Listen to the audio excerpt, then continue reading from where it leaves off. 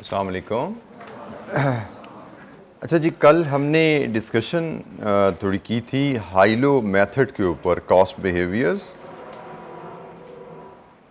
Behaviours को continue करते हुए हम हाइलो मेथड्स पे आए थे, जिसमें हमने सीखा था कि हम सेमी वेरिएबल कॉस्ट, किसी भी इदारे की टोटल कॉस्ट जो होती है, कंपनी की टोटल कॉस्ट जो होती है, उसमें फ़िक्स्ड कॉस्ट भी होती हैं, वेरिएबल कॉस्ट भी होती हैं। अगर हम चाहें तो हाइलो मेथड की मदद से कंपनी की टोटल कॉस्ट को हम हाइलो मेथड की मदद से वेरिएबल कॉस्ट और फिक्स्ड कॉस्ट में अलहदा कर सकते हैं। जी, कोई सवाल कल के डिस्कशन से? हाइलो मेथड पे हमने 2 एग्जांपल्स कल देखी थी, कोई पॉइंट? जी बेटा। सर यहाँ पे हाइलो मेथड में था कि एक हाईएस्ट वैल्यू लेनी है, lowest value. Highest activity, highest units उनकी कॉस्ट, और लोएस्ट यूनिट्स उनकी कॉस्ट। और उनमें जो कॉस्ट का डिफरेंस होगा वो वेरिएबल कॉस्ट होगा। जी, चूँकि प्रोडक्शन बदलने से जो कॉस्ट बदलती है वो वेरिएबल है, यही असूल है यहाँ पे। और उनमें जो यूनिट्स का डिफरेंस होगा उसको डिवाइड करेंगे उसके साथ। जी बिल्कुल, कॉस्ट के डिफरेंस मतलब वेरिएबल कॉस्ट जो इनकर किया आपने एडिशनल यूनिट्स के लिए। यहाँ पे अगर देखें, आपने एडिशनल कॉस्ट 16,000 इनकर की है और एडिशनल यूनिट्स आपने 800 बनाए हैं। सो 800 यूनिट्स बनाने पे 16,000 आपने अगर कॉस्ट इनकर की है, इसका मतलब आपकी वेरिएबल कॉस्ट पर यूनिट 20 है। एक हाईएस्ट या लोएस्ट वैल्यू या एक्टिविटी पे क्यों लगी है? कोई भी दो वैल्यूज पे ये क्योंकि ये हाई लो मेथड है। हाई लो मेथड जिसने ईजाद किया बेटा, उसने कह दिया, हम तो उसकी कई भी बात ही पढ़ रहे हैं ना। ठीक है, एक असूल है, एक प्रिंसिपल है, किसी एक थ्योरिस्ट ने डेवलप किया और उसने बता दिया कि भाई ये एक तरीका है, तो हम उस थ्योरिस्ट की थ्योरी को पढ़ रहे हैं, उस थ्योरिस्ट के एक मेथड को पढ़ रहे हैं। ठीक है, तो मेथड जिस तरह डेवलप किया जाता है आप उस तरह पढ़ते हैं, और उसके बाद प्रैक्टिकल लाइफ में आपको लगता है आप इसको बेहतर तरीके से अप्लाई कर सकते हैं, आप इसको अपनी सिचुएशन के हिसाब से आपको अमेंड करना चाहिए, तो आप करेंगे। जैसे आज हम डिफरेंट एग्जांपल और आगे देखेंगे जिसमें इस हाइलो मेथड को हम अपनी ज़रूरत के हिसाब से अमेंड कर लेंगे। ये है मेथड जो उसने हमने सिखाया, हमने पढ़ लिया, आगे हम इसको अमेंड कर सकते हैं अपनी ज़रूरत के हिसाब से। अगर हमें लगे कि हमारे सर्कमस्टांसेस में इससे बेहतर तरीका भी है तो हम इसको अमेंड कर लेंगे। जी बेटा।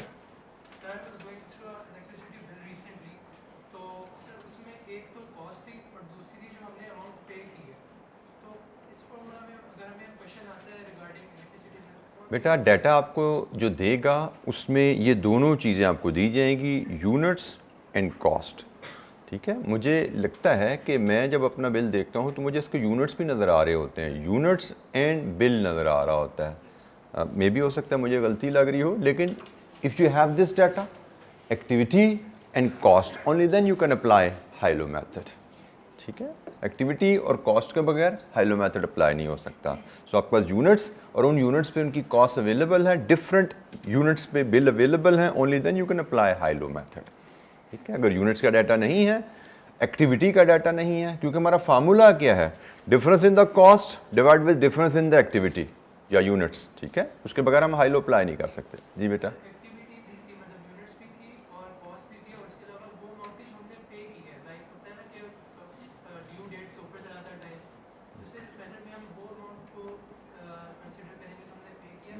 बेटा असूलन तो कॉस्ट को कंसिडर करना चाहिए, क्योंकि आपने अगर पेमेंट लेट कर दिया तो it has nothing to do with the cost of the product, it is just because your payment habit या you overlook the due dates. ठीक है, वो कॉस्ट ऑफ बिजली नहीं बढ़ गई पेमेंट लेट करने से, that is the fine that you are paying. ठीक है, कॉस्ट तो आपकी जो है वो तो बिल में रिफ्लेक्ट हो रही है, हम कॉस्ट लेते हैं। जी, एनी अदर क्वेश्चन, कोई और सवाल? अच्छा जी, हाइलो मेथड पे हमने 2 एग्जांपल देखी थी। अब थोड़ा सा हम डिस्कशन को आगे लेके चलते हैं, एक कॉस्ट इक्वेशन को हम ज़रा समझते हैं। हमने हाइलो मेथड में जो चीज़ें सीखी,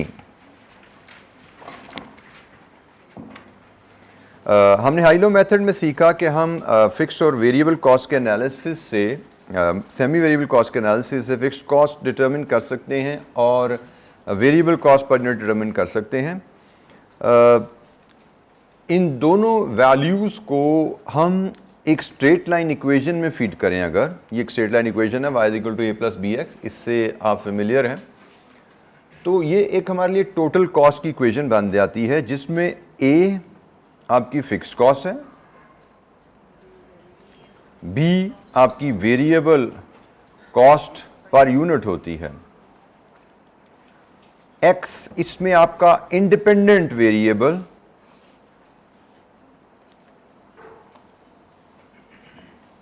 जो कि आपके प्रोडक्शन यूनिट्स हैं, और वाई आपका डिपेंडेंट वेरिएबल जो कि टोटल कॉस्ट है। ये आपकी जो हाइलो मेथड से हम एक कंपनी का डाटा का एनालिसिस करके जब फिक्स्ड कॉस्ट और वेरिएबल कॉस्ट पर यूनिट निकाल लेते हैं तो हम उनको इस इक्वेशन में डाल के एक टोटल कॉस्ट की इक्वेशन बना सकते हैं। जैसे taking data from the last example, हमारी लास्ट एग्जांपल में ये वेरिएबल कॉस्ट थी, ये फिक्स्ड कॉस्ट पर मंथ थी, ठीक है। तो यहाँ से हम अपनी मंथली टोटल कॉस्ट वाई की इक्वेशन बनाते हैं। 100,000 प्लस 4x, ये हमारी मंथली टोटल कॉस्ट की इक्वेशन है इलस्ट्रेशन 2 की बेसिस पे। ये इक्वेशन हमारे लिए हेल्पफुल है कि अगर हम से कोई पूछे, जब हमने बिहेवियर को स्टडी कर लिया, फिक्स्ड कॉस्ट और वेरिएबल कॉस्ट जान ली, हम इस इक्वेशन को आसानी से डेवलप कर सकते हैं। इस इक्वेशन का फ़ायदा क्या है, हमें पता है कि जब हम प्रोडक्शन ज़ीरो करेंगे, x को ज़ीरो फीड करो, y की वैल्यू क्या आएगी 100,000। प्रोडक्शन ज़ीरो है तो टोटल कॉस्ट आपकी सिर्फ फिक्स्ड कॉस्ट के बराबर होती है, क्योंकि जब प्रोडक्शन नहीं है तो वेरिएबल कॉस्ट ज़ीरो है। इसी तरह अगर हमसे कोई कहे कि भाई ये आपके पिछले 6 महीने का डाटा था दिसंबर तक, जनवरी में आपने अगर 4000 यूनिट्स बनाने हैं तो जनवरी में क्या कॉस्ट आएगी, हम इस इक्वेशन में x की जगह 4000 फीड कर दें तो हमें पता लग जाएगा एस्टिमेटेड कॉस्ट ऑफ मेकिंग 4000 क्या है। सो टोटल कॉस्ट को जब फिक्स्ड कॉस्ट और वेरिएबल कॉस्ट में आप स्प्लिट कर देते हैं तो आप एक टोटल कॉस्ट की ये स्ट्रेट लाइन इक्वेशन बना सकते हैं, जिसमें a आपकी इस इक्वेशन में a आपका फिक्स्ड कॉस्ट होता है, इस इक्वेशन में b आपका वेरिएबल कॉस्ट पर यूनिट है, इस इक्वेशन में x आपकी प्रोडक्शन है और y आपकी टोटल कॉस्ट है। तो इस इक्वेशन की मदद से किसी भी एक्सपेक्टेड प्रोडक्शन के लिए आप एस्टिमेटेड टोटल कॉस्ट प्रिडिक्ट कर सकते हैं। 4000 यूनिट बनाएं तो क्या कॉस्ट आएगी, अगले महीने 6000 यूनिट बनाएं तो क्या कॉस्ट आएगी। सो हाइलो मेथड से टोटल कॉस्ट का एनालिसिस किया जाता है फिक्स्ड और वेरिएबल कॉस्ट में, और वो फिक्स्ड वेरिएबल कॉस्ट का डाटा इस टोटल कॉस्ट इक्वेशन में यूज़ किया जा सकता है, इस्तेमाल किया जा सकता है, जो कि फिर फ्यूचर प्रिडिक्ट करने में हमारे काम आता है। अगर आपको याद हो, हमने जब कॉस्ट मैनेजमेंट अकाउंटिंग और फाइनेंशियल अकाउंटिंग का कंपैरिजन पढ़ा था तो वहाँ पे आपको बताया गया था कि फाइनेंशियल अकाउंटिंग सिर्फ पास्ट डाटा से डील करता है, क्या खरीदा क्या बेचा उसको रिकॉर्ड करता है, जबकि कॉस्ट एंड मैनेजमेंट अकाउंटिंग में पास्ट डाटा भी यूज होता है। जैसे ये हमने पास्ट डाटा यूज किया और ये डिटरमिन की वैल्यूज, और इनकी मदद से हम फ्यूचर भी प्रिडिक्ट कर सकते हैं। अब तो कॉस्ट एंड मैनेजमेंट अकाउंटिंग में पास्ट एंड फ्यूचर दोनों डाटा से हम यूज करते हैं, दोनों डाटा हम यहाँ पे डिटरमिन करते हैं। इसी इक्वेशन को थोड़ी सी बेहतर अंडरस्टैंडिंग के लिए ये हमारे पास ग्राफ भी एक दिया गया है। इसको हम अगर इक्वेशन को ग्राफ की मदद से भी समझ सकें तो आपको पता होना चाहिए, ये जो इक्वेशन है इसमें थोड़ा सा ये टाइपो हुआ है, इसको y is equal to 500,000 plus 10x, let's assume if this is the total cost equation.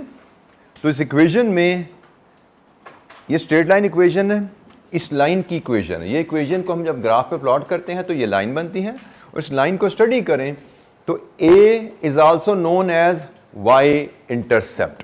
आपको पता होना चाहिए कि जब प्रोडक्शन x एक्सिस पे प्रोडक्शन है, y एक्सिस पे टोटल कॉस्ट है, जब प्रोडक्शन आपकी जीरो होगी तो आपकी y आपकी टोटल कॉस्ट a के बराबर होती है। When x is zero total cost equal to a 5000। When x is zero total cost का पॉइंट आपका यहाँ आता है, और जैसे जैसे प्रोडक्शन आती जाएगी ये आपकी लाइन स्लोप के साथ बढ़ती जाती है। इसमें दिस इज योर a 5000 इस इक्वेशन के रेफरेंस से, ये स्लोप इस लाइन की जो स्लोप है ये आपकी वेरिएबल कॉस्ट पर यूनिट है कि एक यूनिट में इजाफा हो तो कॉस्ट में कितना इजाफा आता है, एक यूनिट में इजाफा कॉस्ट में कितना इजाफा। ये जो स्लोप का एंगल है ये वेरिएबल कॉस्ट पर यूनिट को रिप्रेजेंट करता है। और किसी पॉइंट को भी आप स्टडी करोगे वो आपकी उस गिवन प्रोडक्शन लेवल पे टोटल कॉस्ट को रिप्रेजेंट कर रहा है। ये लाइन डिफरेंट प्रोडक्शन लेवल पे टोटल कॉस्ट हमारी क्या है उसको रिप्रेजेंट कर रही है। लाइन की स्लोप हमारी वेरिएबल कॉस्ट पर यूनिट को रिप्रेजेंट करती है। इसको हम ग्रेडियंट भी कहते हैं, स्लोप को हम ग्रेडियंट भी कहते हैं। और ये point when production is zero total cost equal to A, इस इक्वेशन के मुताबिक। तो अगर इक्वेशन आपको ये ग्राफ भी दिया जाए तो इस ग्राफ की मदद से भी आप बता सकते हैं variable to fixed cost company की क्या है। इस ग्राफ की मदद से आप देख सकते हैं कंपनी के एक सर्टन आउटपुट लेवल पे टोटल कॉस्ट क्या है। तो आपको फिक्स्ड कॉस्ट पता है, टोटल कॉस्ट पता है, तो वेरिएबल कॉस्ट भी निकाल सकते हो। टोटल कॉस्ट में से फिक्स्ड कॉस्ट निकाल दो, वेरिएबल कॉस्ट आ गई। और वेरिएबल कॉस्ट आ गई, उसको प्रोडक्शन से डिवाइड कर दो, वेरिएबल कॉस्ट पर यूनिट भी आपकी डिटर्मिन की जा सकती है। आप अपनी फिक्स्ड कॉस्ट, वेरिएबल कॉस्ट का डाटा ग्राफ की मदद से भी स्टडी कर सकते हैं अगर आपको टोटल कॉस्ट का ग्राफ दे दिया जाए। जी एनी क्वेश्चन? ये हमारी टोटल कॉस्ट की इक्वेशन और उसको ग्राफ से समझना। कोई सवाल? अगर फिक्स्ड कॉस्ट बिजनेसेस में it is quite rare, I think impossible कि फिक्स्ड कॉस्ट आपकी ज़ीरो हो बिजनेसेस में। Can you think of any business जिसमें ज़ीरो फिक्स्ड कॉस्ट हो, ना उसकी बिल्डिंग हो, ना उसका ऑफिस हो, ना उसका एम्प्लॉई हो? कुछ ना कुछ तो होगा। ऑनलाइन होगा तो भी एक कंप्यूटर तो लेकर बैठे होगे, कोई मोबाइल तो हाथ में पकड़ा होगा जिसकी डेप्रिसिएशन चार्ज हो रही होगी, कोई आपने डाटा पैकेज तो लिया होगा। कुछ ना कुछ तो फिक्स्ड कॉस्ट होगी, और कुछ नहीं तो एम्प्लॉई तो है जिसने काम करना, उस ऑनलाइन बिजनेस को लेके चलना है। ठीक है, तो it is very rare, I can not think of right now कि कोई ऐसा बिजनेस हो जिसकी फिक्स्ड कॉस्ट ज़ीरो हो। फिक्स्ड कॉस्ट कम करने की यस इदारे कोशिश करते हैं। बिजनेस के लिए अच्छा होता है कि आप जितनी अपनी फिक्स्ड कॉस्ट को लो से लो रख सकें उतना बिजनेस के लिए अच्छा होता है। आगे चल के बात करेंगे इस पर इंशाअल्लाह मज़ीद। बट फिक्स्ड कॉस्ट ज़ीरो होना मुझे लगता है कि शायद इम्पॉसिबल के करीब है। जी क्वेश्चन किसी बच्चे के पास? कोई और सवाल? अच्छा, इस इक्वेशन की अंडरस्टैंडिंग के लिए हमारे पास ये छोटी सी एक दो एक्टिविटीज़ हैं ताकि हम इक्वेशन में जो डाटा हमने यूज़ किया उसको बेहतर अंदाज में समझें। ये एक इक्वेशन हमें दी गई जी, y is equal to 8000 plus 40x। Now we understand fixed cost, variable cost, production units क्या है, इसमें कॉस्ट क्या है। तो इस इक्वेशन को स्टडी करें तो कंपनी की फिक्स्ड कॉस्ट कितनी बनती है यहाँ पे? 8000, बिल्कुल ठीक है जी। इस कंपनी की वेरिएबल कॉस्ट पर यूनिट कितनी है? 40। और अगर ये कंपनी 200 यूनिट्स बनाएगी तो इसकी टोटल कॉस्ट कितनी होगी? 16,000। 8,000 प्लस 40 इंटू 200, ये जनाब आपकी 16,000।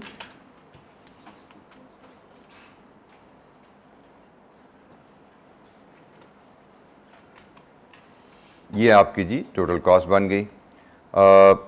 Let's consider another equation. ये इक्वेशन है, आप इसको ग्राफ की अंडरस्टैंडिंग के हिसाब से हमसे पूछा जा रहा है। इस इक्वेशन में द लाइन, ये स्ट्रेट लाइन की इक्वेशन है, line would cross the Y axis at what point? 1488। हमें ये स्ट्रेट लाइन का ग्राफ है और इस ग्राफ की जो लाइन है वाई एक्सिस को पॉइंट ए पे क्रॉस करती है। मैंने अभी आपसे एक्सप्लेन किया, ए को हम वाई इंटरसेप्ट भी कहते हैं। A is the point where line will cross the Y axis. Gradient of the line, slope of the line variable cost को रिप्रेजेंट करती है 20। इंडिपेंडेंट वेरिएबल इसमें क्या है? x, क्योंकि x की वैल्यू पे डिपेंडेंट है y की वैल्यू। जितने यूनिट्स आप बनाएंगे उस पे डिपेंडेंट है कॉस्ट कितनी आएगी। तो यूनिट्स इंडिपेंडेंट है, टोटल कॉस्ट आपका डिपेंडेंट वेरिएबल बन जाता है यहाँ पे। जी एनी क्वेश्चन? हमने टोटल कॉस्ट को हम एक स्ट्रेट लाइन इक्वेशन से रिप्रेजेंट कर सकते हैं और स्ट्रेट लाइन इक्वेशन की अंडरस्टैंडिंग हमने इन दो ब्रीफ एक्टिविटीज में देखी। कोई सवाल? अच्छा जी, अब हम हाइलो मेथड की ही तरफ चलते हैं और उसमें थोड़ी सी वेरिएशन को डील करेंगे। There are certain practical issues जो में आ जाते हैं जिसकी मदद से, जिसकी वजह से हमें लगता है कि जो हमें हाइलो का प्रिंसिपल दिया गया है शायद वो सही तरह अप्लाई नहीं किया जा सकता इन दिस कंडीशन। तो लेट्स रीड द डाटा और फिर हम इस पे बात करते हैं।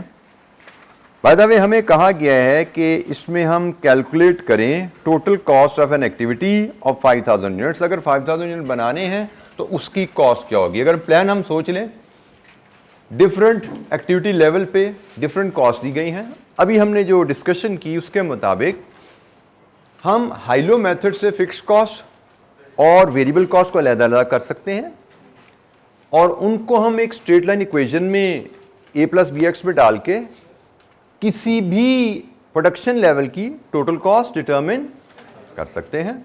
y is equal to a+bx में x 5000 फीट करो, y टोटल कॉस्ट 5000 पे क्या है हम डिटरमिन कर सकते हैं। सो इस प्लान के मुताबिक हम जरा डाटा पढ़ते हैं और फिर देखते हैं what is the challenge here. इसमें चैलेंज है, it's not that straightforward activity. An organisation has the following total cost at 3 activity level. ये जनाब एक्टिविटी लेवल और ये इनकी total cost. Variable cost per unit is constant within this activity range, and there is a step up of 10% in total fixed cost when activity level exceeds 5500. Variable cost per unit यहां से लेके यहां तक variable cost per unit constant है, लेकिन यहां से लेके यहां तक के सफर के दौरान जब प्रोडक्शन 5500 से बढ़ती है, जब प्रोडक्शन 5500 से बढ़ती है, फिक्स्ड कॉस्ट में भी एक स्टेप आ जाता है। अच्छा जी, अब अगर आप फार्मूला अगर जहन में लाएं हाइलो का, तो इस फार्मूले में 2 अजम्पशंस यूज हुई थी विच आई थिंक, ये इसको थोड़ा सा मैं इसकी प्रेजेंटेशन थोड़ी उल्टी हुई भी है, इसको हम 2300 माइनस 1500, इस फार्मूला में 2 अजम्पशन यूज हुई हैं। ये जो हमने cost variable cost per unit का फार्मूला निकाला, एक अजम्पशन इसमें क्या है कि यहां से लेके यहां तक जब प्रोडक्शन बढ़ी है, लोएस्ट एक्टिविटी से हाईएस्ट एक्टिविटी तक जब प्रोडक्शन बढ़ी है, तो कॉस्ट में जो इजाफा आया है it is only because of variable cost. This is one assumption in high-low method कि एक्टिविटी बढ़ने से कॉस्ट में जो इजाफा होता है वो वेरिएबल कॉस्ट होता है। एक ये अजम्पशन थी। और दूसरी अजम्पशन इसमें जो यूज हुई है कि जब हम जो कॉस्ट में इजाफा जो कि वेरिएबल कॉस्ट है, वेरिएबल कॉस्ट को यूनिट्स में इजाफा से डिवाइड करते हैं तो वेरिएबल कॉस्ट पर यूनिट आती है।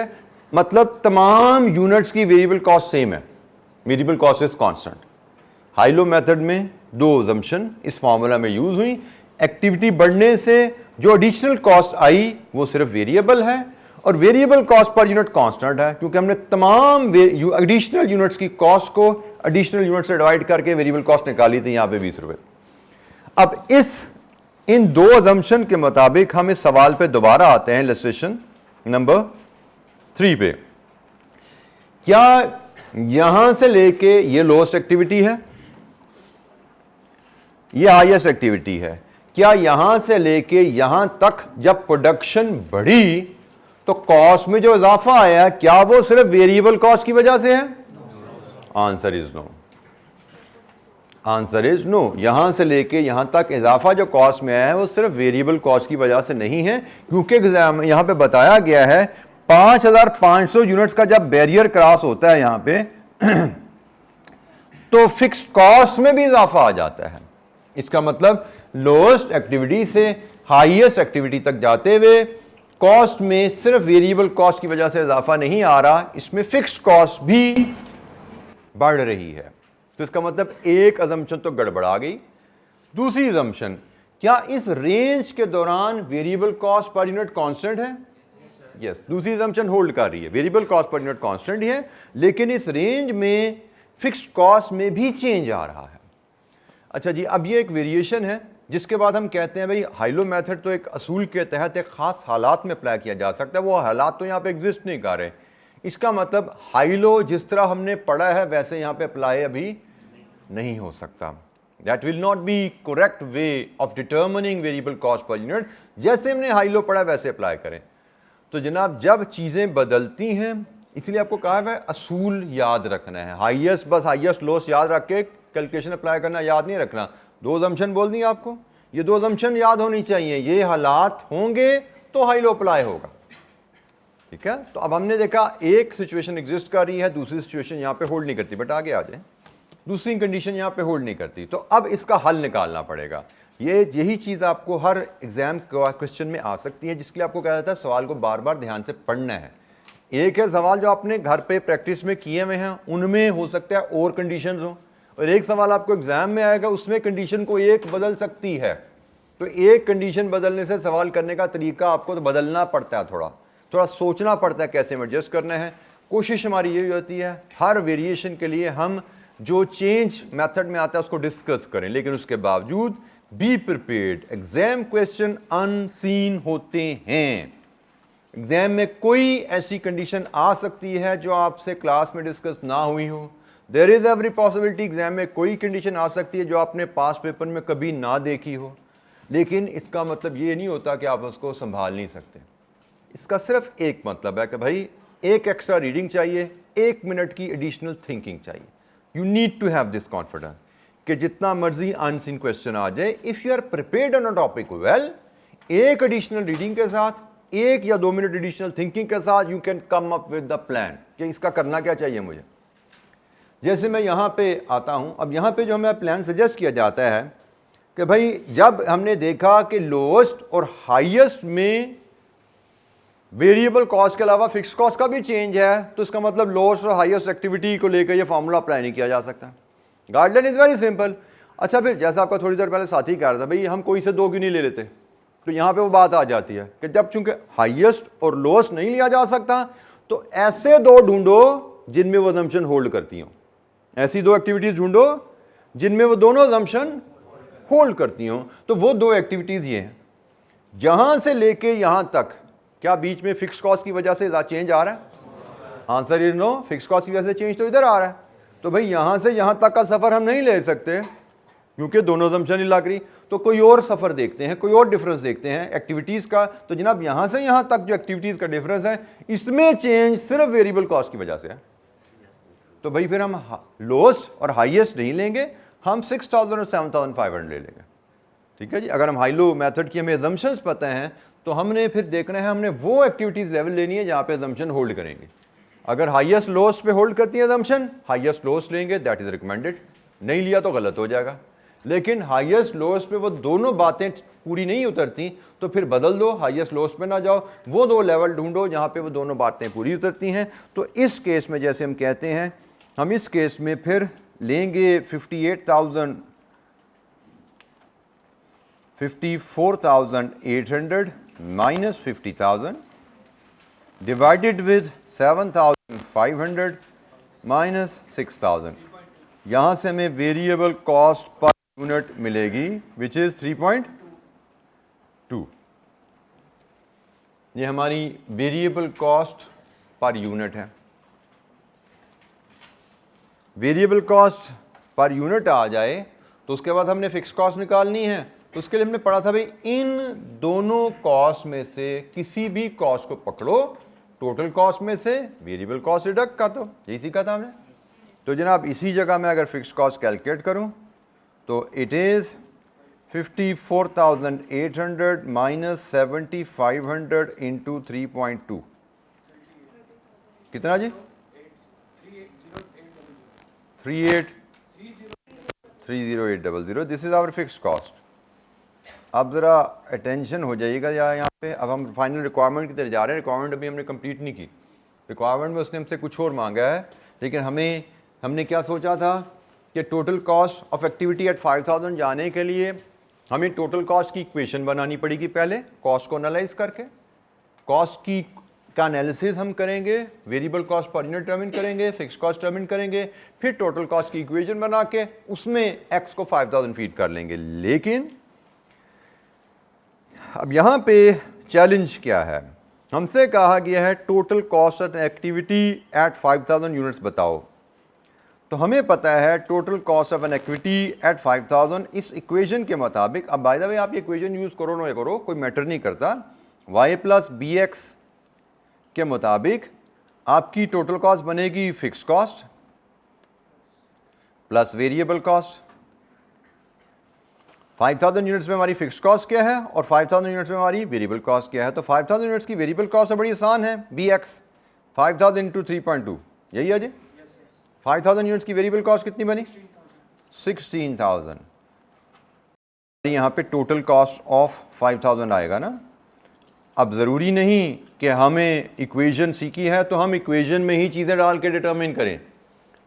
कॉस्ट एंड मैनेजमेंट अकाउंटिंग में we have flexibility about the format. Equation वगैरह पढ़ रहे हैं सिर्फ असूल सीखने के लिए। असूल सीख लिया हमने कि जी ये इक्वेशन में क्या है, fixed cost plus variable cost, total cost equal to fixed cost plus variable cost. तो मैं उसको इक्वेशन से निकालूं, मैं इसे टेबल से निकाल लूँ, कोई फर्क नहीं पड़ता। ये फिक्स्ड कॉस्ट ए है, यहाँ पे लिखूँ मैं, और BX यहाँ पे लिख दूँ मैं, टोटल कर दूँ, खत्म होगी बात, वाया आ गया। तो इक्वेशन से प्रेजेंट करूँ या मैं इस टेबल में इस तरह प्रेजेंट कर दूँ, कोई फ़र्क नहीं है। कॉस्ट एंड मैनेजमेंट अकाउंटिंग में वी हैव फुल फ्लेक्सिबिलिटी, जिस तरह मर्जी प्रेजेंट करें। अच्छा जी, अब लेकिन यहाँ पे कैच जो आता है, हम 5000 यूनिट्स पे फिक्स कॉस्ट डिटरमिन करना चाह रहे हैं। तो हमने अपना जो इस यहाँ पे एनालिसिस किया, उसमें जो फिक्स कॉस्ट निकाली, क्या वो फिक्स कॉस्ट, ये तो हमने फिक्स कॉस्ट वैसे बायदा ली है 7500 यूनिट्स वाली, ऐसा ही है ना। मैंने 7500 यूनिट्स की टोटल कॉस्ट ली और उसमें से 7500 यूनिट्स की वेरिएबल कॉस्ट लेस की। ये 7500 यूनिट्स भी फिक्स कॉस्ट है। द क्वेश्चन इज, क्या 5000 यूनिट्स पे भी फिक्स कॉस्ट सेम होगी? The answer is no. Question मुझे बता रहा है कि जब प्रोडक्शन 5500 से आगे बढ़ी थी तो फिक्स कॉस्ट बढ़ गई थी। जब मुझे 5000 यूनिट्स की फिक्स कॉस्ट चाहिए तो मुझे तो ये इंक्रीज फिक्स कॉस्ट नहीं चाहिए, मुझे तो 5000 यूनिट्स की फिक्स कॉस्ट चाहिए, जो कि यकीनन इससे कम थी। कितनी कम थी? 10% कम नहीं थी। हम इसको पढ़ते हैं। अब ये dealing with percentages and proportions हैं।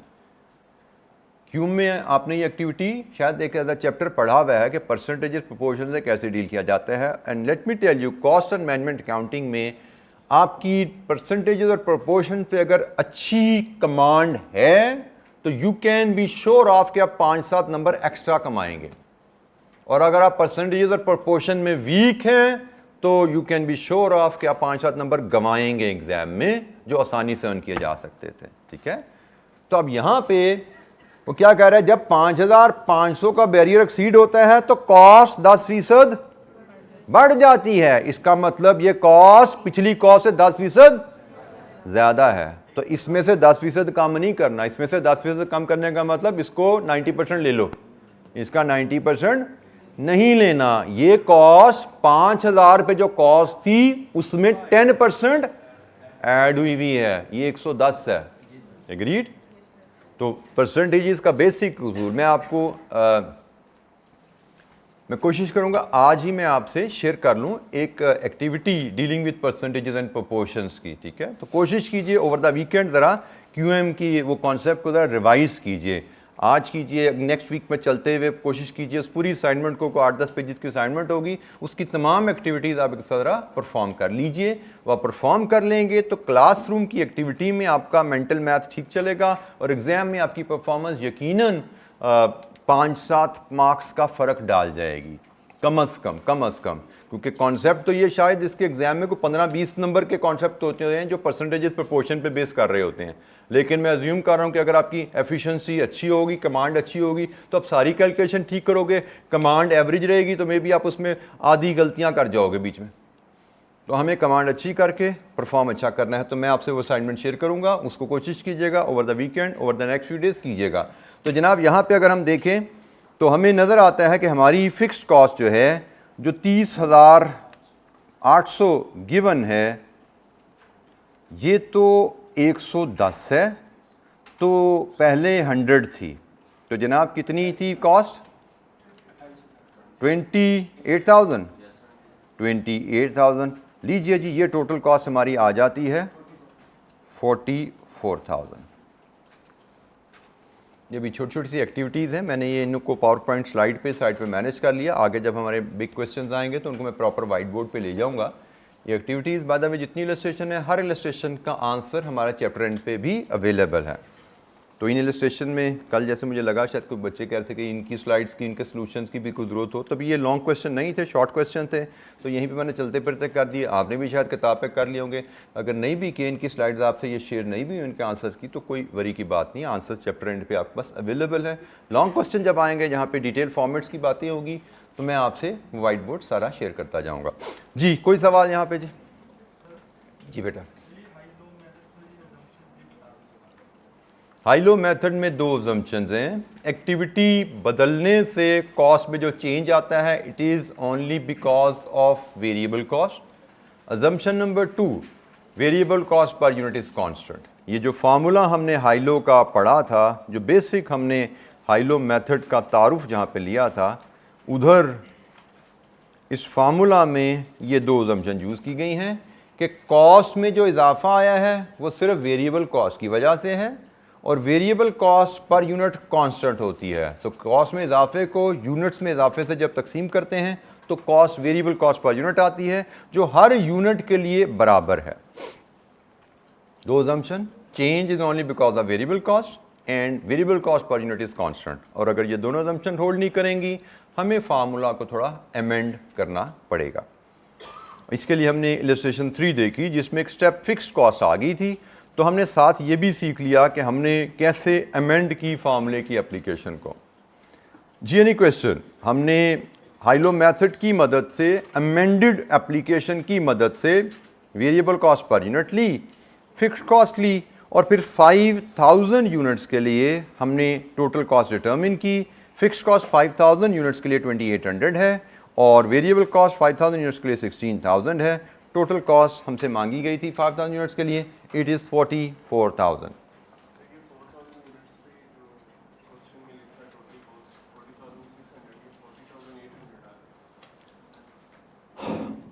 बेटा हाई लो मेथड एक एस्टिमेट करने का तरीका है, वेरिएबल कॉस्ट पर यूनिट और फिक्स कॉस्ट एस्टिमेट करने का तरीका है। हमने शायद डिस्कशन में कहीं बात की थी हाई लो मेथड पे, जब हम वेरिएबल कॉस्ट फिक्स कॉस्ट के बिहेवियर डिस्कस कर रहे थे, वहाँ पे ये बात शायद कभी हुई थी कि रियलिटी में variable cost per unit may not stay constant. Reality में तो कभी हमें थोड़ा बहुत डिस्काउंट भी मिल जाता है वेरिएबल कॉस्ट पे, ठीक है। तो ये हम एक एस्टीमेट करते हैं क्योंकि रियलिटी में इतने ज़्यादा वेरिएबल्स होते हैं कि उन तमाम वेरिएबल्स को इन मैथमेटिकल मॉडल में इनकॉर्पोरेट नहीं किया जा सकता। हमने जो मेथड डेवलप किया, मैंने आपको एक बात की कि भाई ये फार्मूला जो हाई लो मेथड में है, आपने फिक्स कॉस्ट जब निकालनी है तो या इसमें से वेरिएबल कॉस्ट लेस करके निकालो या इसमें से वेरिएबल कॉस्ट करके निकालो। अगर आप किसी और टोटल कॉस्ट में से, किसी और एक्टिविटी में से वेरिएबल कॉस्ट लेस करोगे, ज़रूरी नहीं कि फिक्स कॉस्ट सेम आए, क्योंकि ये एस्टीमेट का तरीका है, ये एक्यूरेट वैल्यूज़ नहीं दे रहे होते आपको ये, ठीक है। तो इसलिए आपने जो एक एस्टीमेट का तरीका लगाया उसको एक्चुअल डाटा से कंपेयर कर रहे हो, तो एस्टीमेट्स और एक्चुअल कभी बराबर नहीं होते। हाई लो मेथड एस्टीमेट करने का तरीका है, ये एक्यूरेट। हमारी यहां पे मैंने क्या बोला था, हमारी अजम्पशन है कि variable cost per unit constant है। क्या रियलिटी में variable cost per unit constant होती है?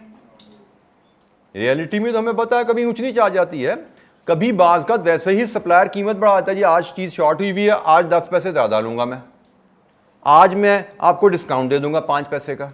तो रियलिटी में तो ऐसे चलता रहता है, वेरिएबल कॉस्ट कांस्टेंट नहीं होती। लेकिन हमारी अजम्पशन है इस एस्टिमेशन के तरीके में ये वेरिएबल कॉस्ट शायद कांस्टेंट है, एक्चुअली ऐसा नहीं होता। हो सकता है यहाँ पे आपने कहा जी इस फार्मूले के हिसाब से तो 40,800 बनता है, तो एक्चुअली हो सकता है यहाँ पे सप्लायर ने आपको थोड़ा सा डिस्काउंट दिया हो, लेकिन हमारे फार्मूला में वो रिफ्लेक्ट नहीं हुआ, क्योंकि हम जब मैथमेटिक्स लाते हैं रियल लाइफ डाटा को डील करने के लिए, तो रियल लाइफ में तो बहुत ज़्यादा वेरिएबल्स होते हैं, कॉम्प्लेक्सिटीज़ होती हैं, उतार चढ़ाव होते हैं।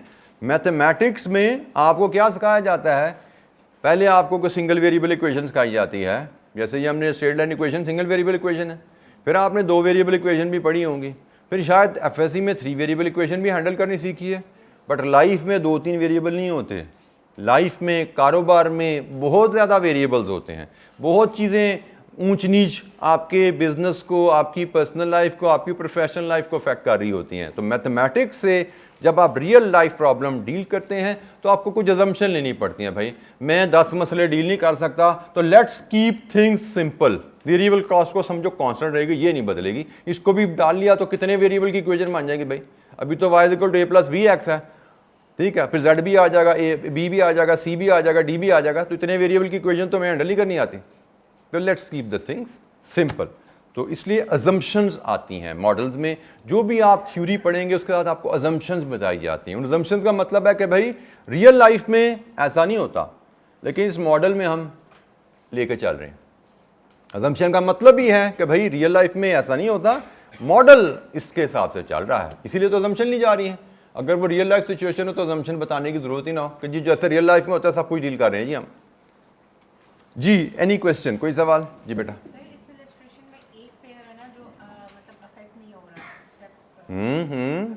अगर आप कह रहे हैं यहाँ पे कोई और एक पेयर भी गिवन होता तो फिर हम उसमें हाई लो करेंगे, फिर हाई, बिल्कुल, फिर हम हाई लो पे चले जाए, हाईएस्ट लोस्ट करने की कोशिश करते हैं। अगर यहाँ पे स्टेप यहाँ पे है और हमें यहाँ पे एक 9000 का एक पेयर दिया गया है, तो फिर हम 6000 और 9000 का डिफरेंस ले लेते हैं। हमने ये भी अच्छा सवाल है कि प्रिंसिपल वही है कि मैक्सिमम गैप लेना है, अवेलेबल डाटा में से मैक्सिमम गैप जहाँ पे पॉसिबल है वो लेना है।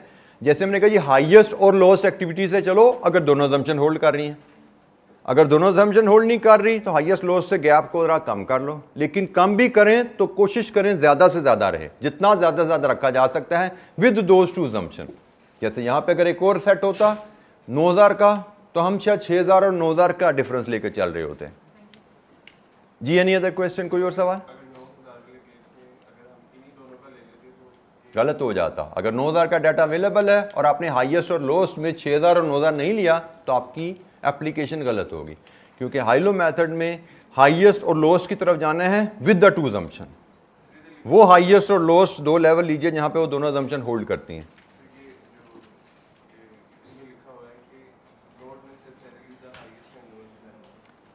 In this case not necessarily the highest. जब यहाँ पे आपका स्टेप आ गया फिर हाईएस्ट और लोएस्ट नहीं लेना, क्योंकि फिर वो जो हम बात कर रहे हैं 6000 और 9000 वो हाईएस्ट और लोएस्ट नहीं है। लोएस्ट तो 4000 है, 6000 हाईएस्ट नहीं है, 6000 लोएस्ट नहीं है। 9000 जरूर हाईएस्ट है पर 6000 हाईएस्ट नहीं रहता उस केस में। लेकिन इन अजम्पशंस के मुताबिक रेंज मैक्सिमम लेनी है आपने। अच्छा जी, एक और एग्जांपल हम लेते हैं। अब इसमें वेरिएबल कॉस्ट में चेंज आ रहा है। हमसे यहाँ पे क्या रिक्वायरमेंट है जी? Estimate the cost of producing 450 units of product MM। वही रिक्वायरमेंट लगभग वही है, 450 यूनिट बनाएंगे तो उनकी कॉस्ट क्या होगी? Illustration 4, total cost incurred during 2000x5 at various output level is as under. ये यूनिट्स हैं जी 200, 300, 400 और ये cost. When the output is over 350 units the variable cost per unit falls by 10% for all the units produced due to bulk discount offered by supplier। bulk discount से मुराद जब आप supplier से ज़्यादा कमोडिटी, ज़्यादा क्वांटिटी में raw material by करते हैं तो बल्क डिस्काउंट, कि आपने ज़्यादा ख़रीदा हमसे, हम आपको डिस्काउंट दे रहे हैं। तो यहाँ पे कहा गया है कि जब आपकी प्रोडक्शन 350 यूनिट से बढ़ती है तो आपका सप्लायर 10% आपको बल्क डिस्काउंट दे देता है, आपको परचेज पे डिस्काउंट दे देता है। तो हमसे कहा जा रहा है जी 450 यूनिट्स की कॉस्ट बताइए। असूल फिर वही रहेगा कि हमने 450 यूनिट्स की कॉस्ट निकालनी है तो टोटल कॉस्ट A + BX पे जाना है। A + BX पे जाना है तो हाई लो मेथड की मदद से वेरिएबल कॉस्ट पर यूनिट और फिक्स कॉस्ट निकालनी है हमें। हाई लो मेथड की एप्लीकेशन के लिए हम हाईएस्ट और लोएस्ट एक्टिविटी पे जाएं तो पहला सवाल, क्या दोनों अजम्पशन होल्ड करती हैं? पहली बात कि यहां से लेके यहां तक जो चेंज है तो वो वेरिएबल कॉस्ट की वजह से, फिक्स कॉस्ट में कोई चेंज नहीं आ रहा, लेकिन वेरिएबल कॉस्ट पर यूनिट यहां से यहां तक कांस्टेंट नहीं है। तो हमने तो कहा था भाई वे हाई लो तो वहां अप्लाई होता है जहां पे variable cost per unit constant रहे। तो जब variable cost per unit constant नहीं है, हाल इसका वही है जो स्टेप फिक्स कॉस्ट में किया था। कभी ऐसे दो लेवल ढूंढो फिर जहां पे दोनों अजम्पशन होल्ड करें। तो 350 पे बदलती है कॉस्ट, इसका मतलब यहां से यहां पे दोनों अजम्पशन होल्ड करती हैं। 200 से 300 के सफर के दौरान variable cost per unit constant है और फिक्स कॉस्ट और थ्रू आउट कांस्टेंट थी, उसमें तो मैं मसला ही नहीं था। तो जनाब अब हमने हाईएस्ट और लोएस्ट नहीं लेना, यहाँ पे भी हमने 200 और 300 लेना है। इस डाटा को लेके वेरिएबल कॉस्ट पर यूनिट निकालेंगे जो कि 8000 minus 7000 divided with 300 minus 200 it is ₹10। और इसके मुताबिक फिर हम फ़िक्स कॉस्ट भी निकाल सकते हैं।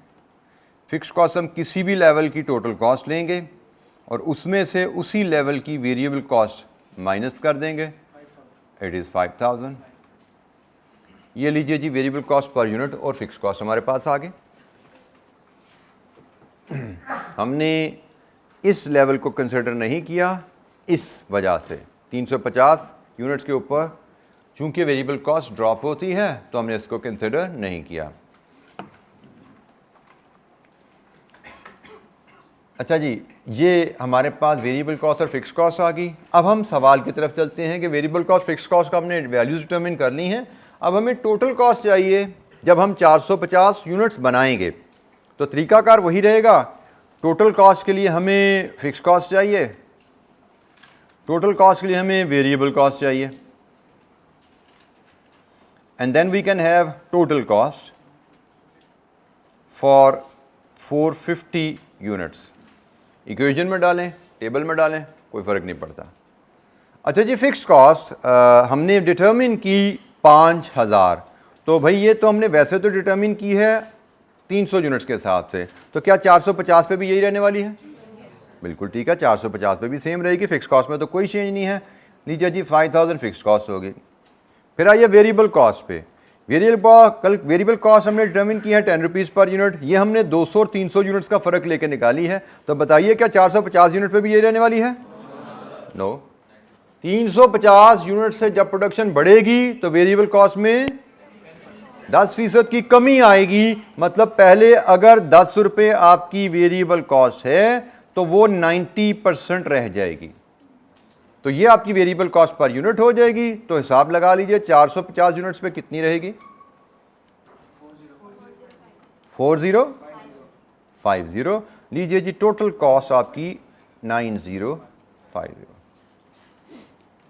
ये है आपकी total cost for 450 units. High-low methods की मदद से हम किस तरह वेरिएबल कॉस्ट और फिक्स्ड कॉस्ट को अलहदा करते हैं। अगर स्टेप फिक्स कॉस्ट आ जाए उससे कैसे डील करते हैं। अगर वेरिएबल कॉस्ट में वेरिएशन आ जाए, वेरिएबल कॉस्ट पर यूनिट बदल जाए, उससे कैसे डील करते हैं।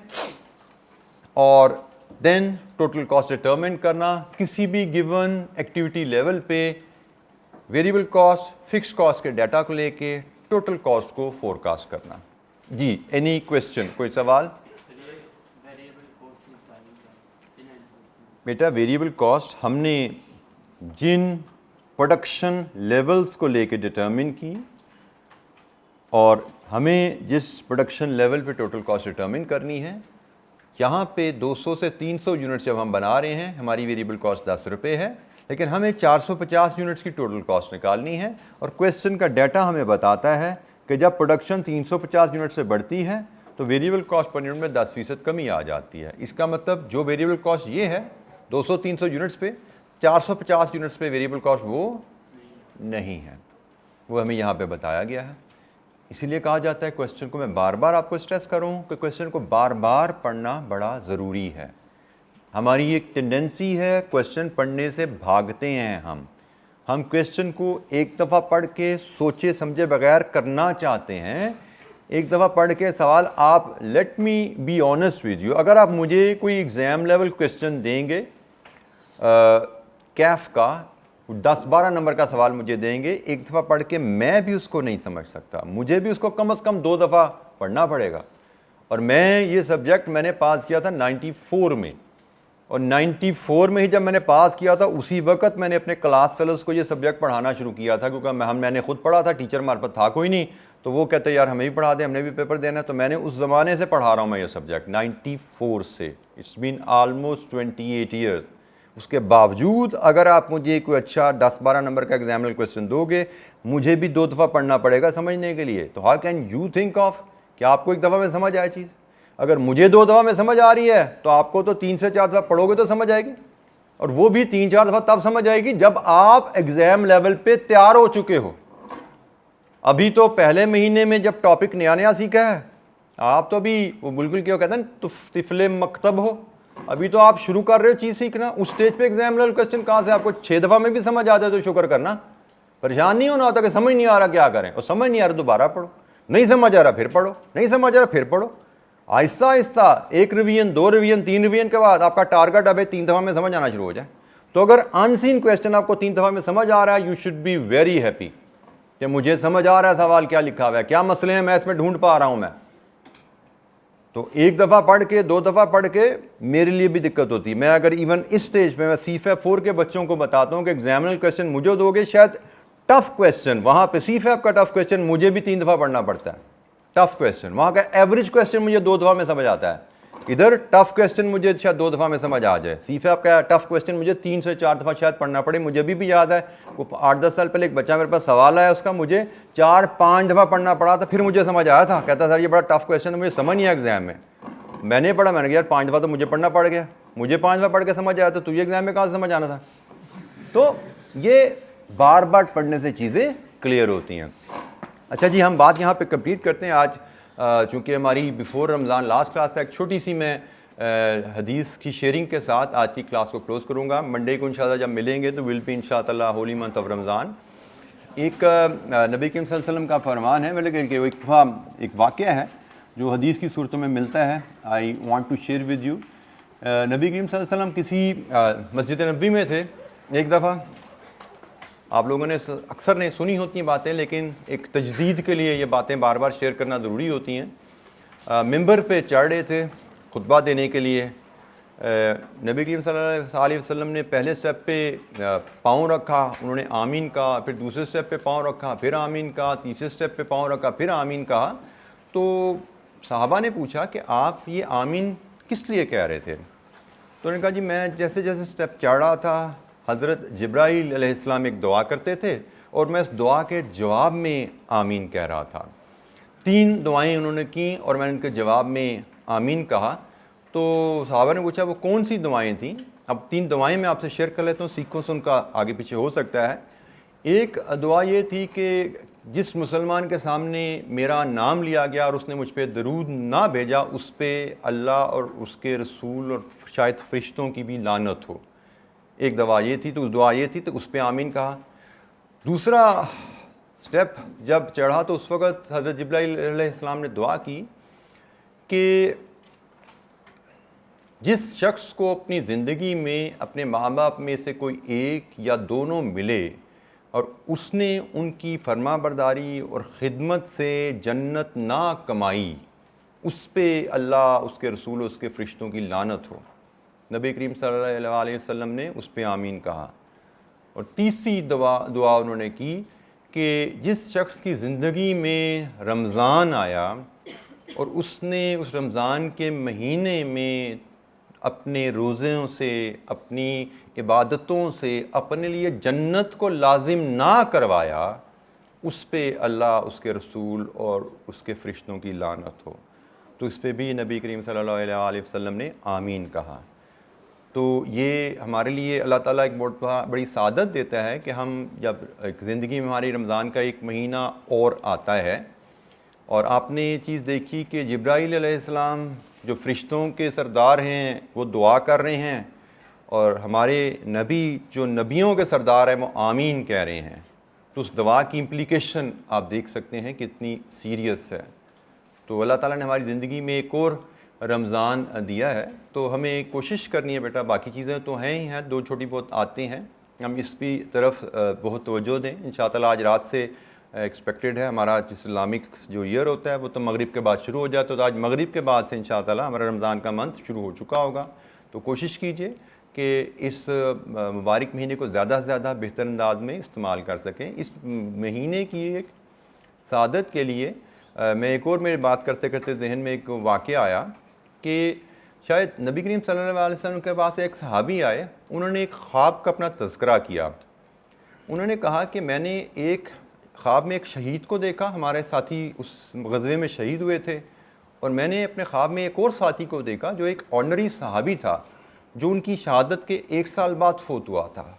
तो मुझे बड़ी हैरत हुई कि मैंने देखा जो आम सहाबी था उसका दर्जा जन्नत में शहीद के दर्जे से भी एक दर्जे ऊपर था। तो मुझे हैरत है, नबी करीम सल्लल्लाहु अलैहि वसल्लम बताइए ये क्या वजह है।